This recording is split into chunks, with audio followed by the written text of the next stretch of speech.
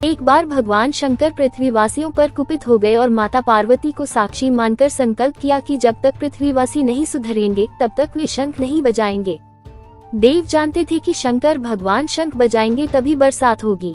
इससे घोर अकाल पड़ गया। पानी की एक बूंद तक नहीं बरसी। धरती पर त्राहिमाम मच गया।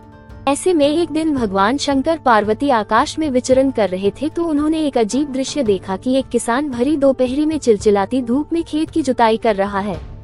पसीने में नहाया मगर अपनी धुन में बहुत मगन। जमीन पत्थर की तरह सख्त हो गई थी, फिर भी वह जी जोड़ मेहनत कर रहा था। उसकी आंखों में आत्मविश्वास था और उसके पसीने की बूंदों से उम्मीद टपक रही थी। भोलेनाथ व पार्वती बदले हुए वेश में आकाश से नीचे उतरे और उससे कहा, अरे भाई, तू क्यों बेकार कष्ट उठा रहा है? सूखी बंजर धरती में केवल पसीने बहाने से ही खेती नहीं होती।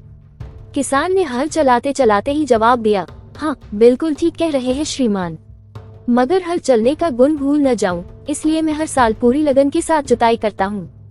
जुताई करना भूल गया तो केवल वर्षा से खेती हो सकेगी क्या? मेहनत का अपना ही परम आनंद है। मैं लोभ के लिए खेती नहीं करता।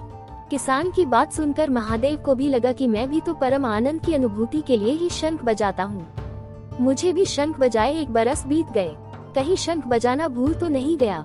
उन्होंने तुरंत अपनी झोली से शंख निकला और जोर से फूंका। चारों ओर बादल की घटाएं घुमड़ पड़ी, बिजली चमकने लगी और जोरदार बारिश होने लगी। इस वर्षा के स्वागत में किसान के पसीने की बूंदें पहले ही खेत में गिरकर चमक रही थीं। हमारा जो काम है उसे अपनी पूरी निष्ठा से बिना किसी लोभ लालच के करना चाहिए, इसी में परम सुख है।